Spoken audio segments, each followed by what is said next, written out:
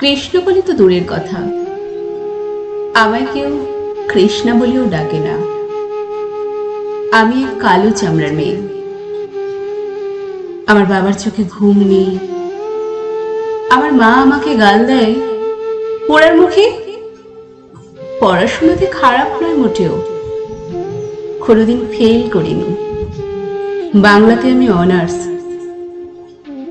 পাশের বাড়িতে বেড়াতে আসা শান্তনুদা আমার গান দূর থেকে শুনে আমাকে নিয়ে নরম একটা চন্দ্রাকান্তার স্বপ্ন দেখেছিল, কিন্তু আমাকে দেখার পর একটা প্রকাণ্ড মেঘ আকাশটাকে ঢেকে দিয়েছিল। সেই থেকে চাঁদ আর এমুখ হয়নি। পরে শুনেছি জুঁই ফুলের মতো একটা বউ হয়েছে তার, টুকটুকে ফুটফুটে, যেন চাঁদের গায়ে চাঁদ লেগেছে। কালো আফ্রিকার থেকেও কালো আমার গায়ের রং। সবাই কালো পাথর দেখে পালিয়ে গেছে, খোঁজেনি কেউ ঝর্ণার স্রোত। ব্যবহার করেছি অজস্র কেমিক্যালস। ব্যবসায়ী বাড়বাড়ন্ত হয়েছে, বাড়েনি আমার রূপের জেল্লা এতটুকু। মাঝে মাঝে মনে হয় চলে যায় আফ্রিকায়, মিশে যায় কালো মানুষের ভিড়ে। এত ঘৃণা, এত যন্ত্রণা আর সহ্য হয় না। আমি যে গুণবতী এ কথা সবাই মানেন। মিনু কাকিমা মাকে ডেকে বলেন, এমন শান্ত শুদ্ধ মেয়ে দুটো দেখিনি। অথচ সেই কাকিমাই বাবার প্রস্তাব নাকচ করে ছেলের জন্য ঘরে তুললেন ফর্সা ধপধপে তুলোর পুতুল। কালো, ভীষণ কালো আমি। এ পর্যন্ত 51টি পাত্র আমায় দেখে গেছে। অধিকাংশই আমার মতোই কালো, তবুও চব্বচস্য গিলে, নাক সিটকে, ভুরু কুচকে, মুখ মুটকে বলেছে, সবই ভালো, কিন্তু বড্ড কালো। আমি আমার মায়ের গলায় আটকে যাওয়া কাঁটা। আমি আমার বাবার চোখের ধূসর নিঃস্ব শূন্যতা। আমার নিজের জন্য যত না দুঃখ কষ্ট, ওই দুটি অসহায় বৃদ্ধ বৃদ্ধার জন্য অনেক বেশি ক্ষত আমার বুকে।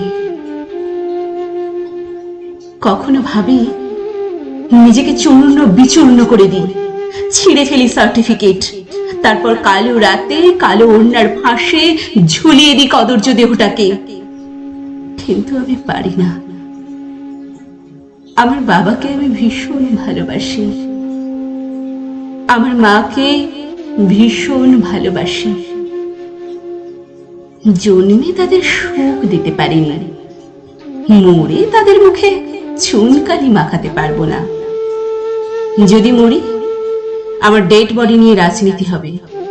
বিকৃত মনগুলো খুঁজবে ভুলের সম্ভাবনা, চরিত্রহীনতার দুর্গন্ধ। বেঁচে থাকতে যারা ফিরেও দেখে না, মরার পরে তারাই বাবার পিতৃত্বকে লাঞ্ছনা দেবে।